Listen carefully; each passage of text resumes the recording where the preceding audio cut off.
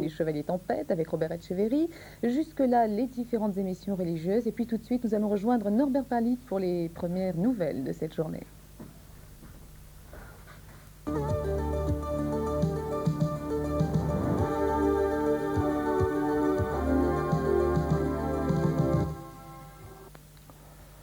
Bonjour à toutes et à tous et bon dimanche. L'actualité de ce dimanche matin, 2 août, c'est encore la situation dans le Golfe et ses conséquences. Conséquences car au-delà du conflit libanais, le Proche-Orient est devenu depuis hier soir une véritable poudrière. Cette nuit, l'Arabie Saoudite a confirmé ce que notre confrère le journal du dimanche appelle l'incroyable massacre de la Mecque. 402 morts, 649 blessés. C'est le bilan des affrontements qui se sont produits vendredi après-midi entre pèlerins iraniens et forces de sécurité saoudiennes. Comment expliquer ce carnage? Côté saoudien, on explique que les pèlerins iraniens qui bloquaient les issues de la grande mosquée ont violemment réagi lorsque d'autres pèlerins de nationalités différentes leur ont demandé de dégager le passage.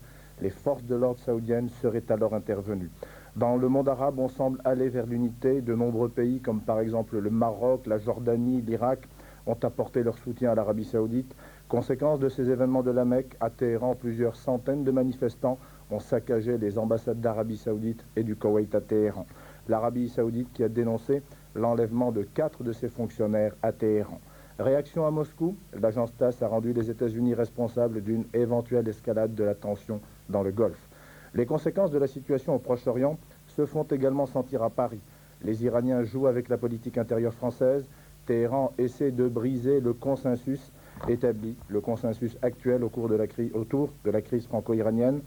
On apprenait ainsi hier soir par notre confrère Libération que le président du Parlement iranien avait accusé l'équipe actuellement au pouvoir d'avoir demandé, avant mars 86, de retarder le règlement de l'affaire des otages. Ces accusations ont quelque peu troublé les milieux politiques français, en émettant bien sûr quelques réserves sur leur véracité. Lionel Jospin, le premier secrétaire du Parti socialiste, a affirmé que si elles étaient confirmées, s'ouvrirait alors une affaire d'une exceptionnelle gravité. Bien qu'elle soit dominée par la situation dans le Golfe et au Proche-Orient, l'actualité, c'est aussi les sports et la 3e journée du championnat de France de football de première division. C'était bien sûr hier soir la 3e journée. Le match au sommet s'est soldé par la victoire de Bordeaux face à Marseille 2-0. Bien sûr, tous ces titres et les autres résultats du championnat de France de football seront développés intégralement dans le journal de 13h que j'aurai le plaisir de vous présenter. À tout à l'heure.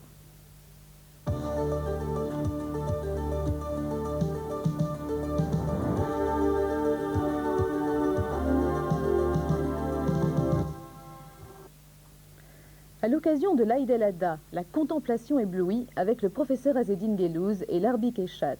L'Aïd el-Adha, fête du sacrifice, évoque une foule de souvenirs liés au pèlerinage et au sacrifice d'Abraham, père du monothéisme. Psalmodie, versets 102 à 110 de la sourate 37, récitant Mohamed Othmani. Bismillahirrahmanirrahim. Allahu Akbar, Allahu Akbar.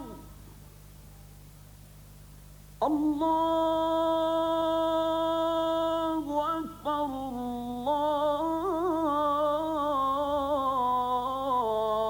Allahu Akbar.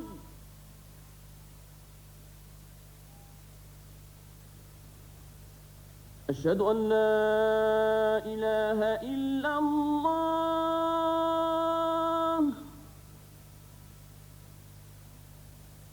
أشهد أن محمدًا رسول الله.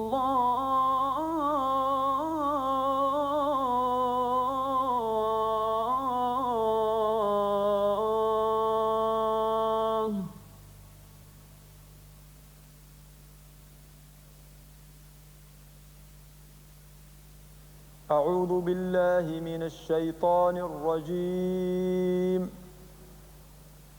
بسم الله الرحمن الرحيم. فلما بلغ معه السعي قال يا بني إني أرى في المنام أني أذبحك فانظر ماذا ترى. قال يا أبت افعل ما تؤمر ستجدني إن شاء الله من الصابرين فلما أسلما وتله للجبين وناديناه أن يا إبراهيم قد صدقت الرؤيا إنا كذلك نجزي المحسنين إن هذا لهو البلاء المبين وفديناه بذبح عظيم وتركنا عليه في الآخرين سلام على إبراهيم كذلك نجزي المحسنين صدق الله العظيم. بسم الله الرحمن الرحيم.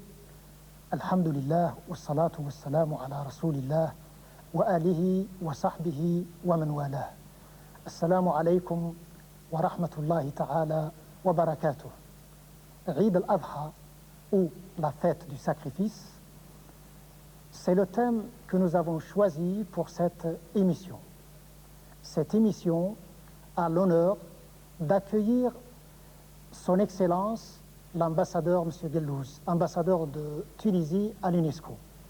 Soyez le bienvenu. Merci de vos termes de bienvenue. Tout l'honneur et tout le plaisir est pour moi, en tant que frère, de venir justement converser avec vous en cette heureuse occasion qui me permet de souhaiter cette fête à mes coreligionnaires. Au début de cette émission, je vous rappelle que M. Gellouz a écrit un livre dont le titre est « Pèlerinage à la Mecque ». Monsieur l'ambassadeur, je voudrais vous poser une question concernant vos impressions à partir de l'expérience que vous avez vécue pendant le Hajj. Plus que l'ambassadeur, c'est le frère qui va vous répondre et que vous remercie de la question. Résumer mes impressions n'est pas possible. Elles sont évoquées dans ce livre où un intellectuel, disons le mot, je n'ai ni honte ni orgueil à le dire, un intellectuel plutôt rationaliste, plutôt technocrate, s'est rendu à la Mecque, déjà croyant, d'accord, mais ne s'attendant pas à l'éblouissement qui le saisirait devant la contemplation de la Kaaba. Cher frère, ce que vous venez de dire me rappelle une phrase qui m'a particulièrement touché. Page 106. Les larmes sont là, venues je ne sais d'où. Je ne suis plus le même homme. Non seulement je ne suis plus l'incroyant ou l'indifférent qu'il m'est arrivé d'être, mais seulement quelques instants, mais même plus le croyant abstrait que j'étais naguère, il y a seulement quelques instants. Le croyant soucieux de comprendre, d'analyser les autres et soi-même, pour se situer ses gestes, s'apprêtant, qui sait, à trouver les meilleures formules pour raconter tout cela plus tard, l'expliquer à des intellectuels comme lui. Ce croyant philosophe, je ne le reconnais plus, je ne me reconnais plus en lui. Oui, c'est vrai que j'écrivais cela et maintenant même, lorsque vous avez lu cela, je me ressens devenir ce croyant qui refuse d'être philosophe. L'essentiel de mon expérience est, vous l'ai-je dit, ce fait de contempler la Mecque à l'heure de la prière du Fajr. Le hasard ou mon bonheur a voulu que j'arrive au moment où la voix du muezzin de la Mecque, et vous connaissez peut-être par expérience, quelquefois par les radios, la qualité souvent de ces muezzins de ces muezzins d'Arabie Saoudite, plus particulièrement du Hejaz. Et cette voix du muezzin qui déchirait l'étoffe de ce ciel désertique a été une première révélation pour moi. La seconde, ça a été que dans la semi-obscurité du lever du soleil, du lever du jour, j'ai vu la Kaaba apparaître comme flottant au-dessus d'un maelstrom humain qui semblait la soutenir plutôt que de marcher sur le sol. Et à ce moment-là, il y a eu le déclenchement, non pas d'une foi, puisque j'étais venu avec une foi, mais d'une forme nouvelle de la foi. Et quand j'ai essayé d'y penser plus tard, c'est peut-être la question que vous voulez me poser, je me suis demandé si cette simplicité de la forme cubique n'était pas la forme la plus parfaite de la représentation de la perfection divine. Voilà une première impression. Merci. La Kaaba n'est pas simplement une forme extérieure. La Kaaba est un symbole. Exactement. C'est qu'elle est un symbole. Ce qui tient du miracle, c'est l'efficacité de ce symbole. Ce symbole a été choisi à un moment donné et il se trouve efficace, puisque je vous dis certains exemples d'efficacité.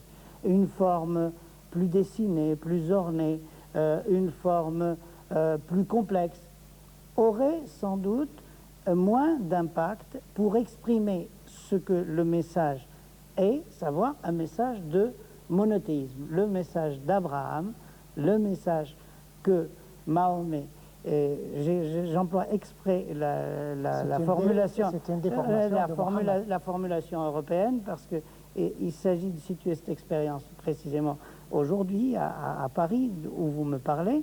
Eh bien, le message essentiel, c'est le message de l'unicité de Dieu. Et c'est de cela qu'on a envie de parler en ce jour de Eid al-Adha. C'est vrai, on ne peut parler de la Kaaba sans évoquer l'image d'Abraham, père du monothéisme. Oui, Abraham, père du monothéisme. Je crois que c'est l'essentiel du message qu'on a le désir sincère d'adresser en ce jour du sacrifice. Abraham a été choisi par notre prophète comme son prédécesseur le plus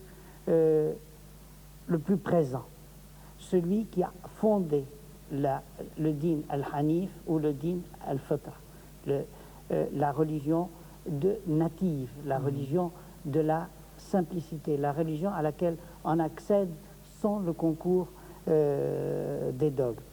Et le prophète Abraham nous est présenté comme cet ancêtre de nous tous qui a découvert le monothéisme à travers une expérience personnelle. Vous vous souvenez très bien, monsieur le professeur Kachat, de ces versets dans lesquels Abraham, tout enfant, et précisément parce qu'il avait un père qui fabriquait des idoles, doute que l'on puisse adorer des idoles, trouve inacceptable qu'on adore des idoles. Alors il veut adorer autre chose, quelque chose qui dure. Il s'adresse à un astre. Il s'aperçoit que l'astre se couche, disparaît. Voilà,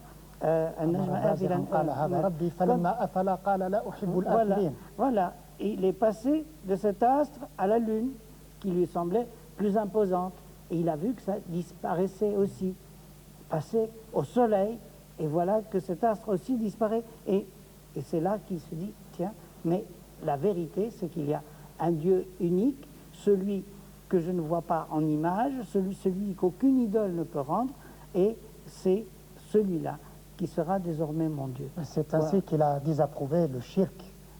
Et cependant, il est toujours présent dans notre mémoire collective de musulmans lu dans le Coran. Parce qu'après même, cet homme qui a eu tant de difficultés à croire, on aurait cru que sa foi resterait inébranlable.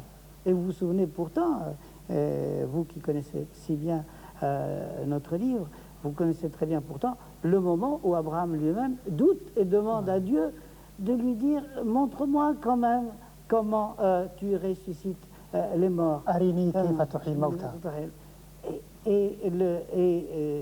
Et Dieu lui montre à cette occasion. Pourquoi? Parce que nous sommes tous ces hommes faibles qui apprennent un jour que Dieu est unique, qui apprennent un jour la vérité, mais qui très souvent se trouvent exposés à perdre cette vérité de vue et qui ont besoin de rafraîchir cette vérité. Et peut-être que les dogmes, qui pourtant dans l'islam sont si simples, nous avons le moins de dogmes possible, notre pèlerinage lui-même, et cette obligation une fois dans la vie qui n'est pas et qui s'encombre le moins possible d'aspects culturels extérieurs, eh bien, malgré ça, c'est pour nous rafraîchir et nous replonger dans le monothéisme. Je vous remercie de nous avoir donné ces éclaircissements et je vous souhaite à vous tous une excellente fête et je prie Dieu pour qu'il accepte, pour qu'il nous accueille. Wassalamu alaikum wa rahmatullahi ta'ala wa barakatuh. Allahu Akbar, Allahu Akbar. Allahu Akbar,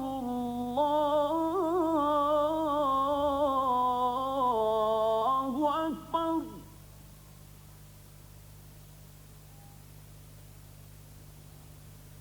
أشهد أن لا إله إلا الله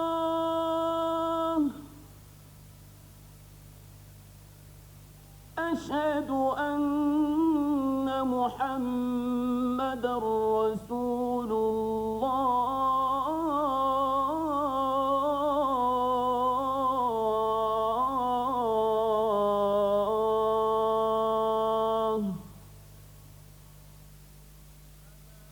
Voici maintenant le 35e épisode de notre série biblique qui continue à commenter les oracles du prophète Biléam dans le livre des Nombres. Voici « Je n'ai qu'une parole ».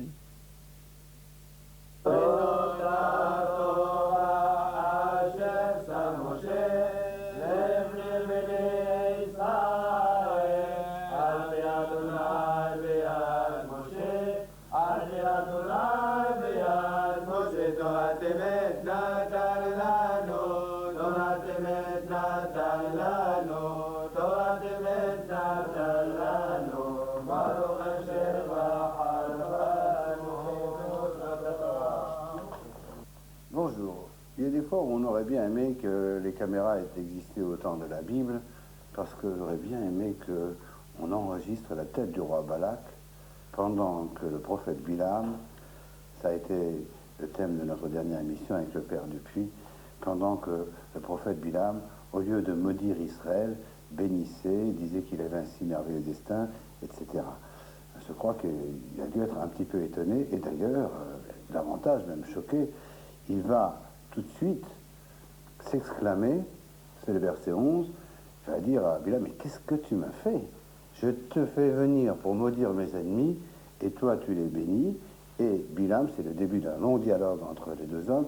Le prophète Bilam lui dit, je t'avais prévenu, je ne peux dire que ce que Dieu dit. Il me semble d'ailleurs qu'il le dit d'une manière, comment dire... Ironique. Oui, pas seulement ironique, mais je veux dire presque avec regret.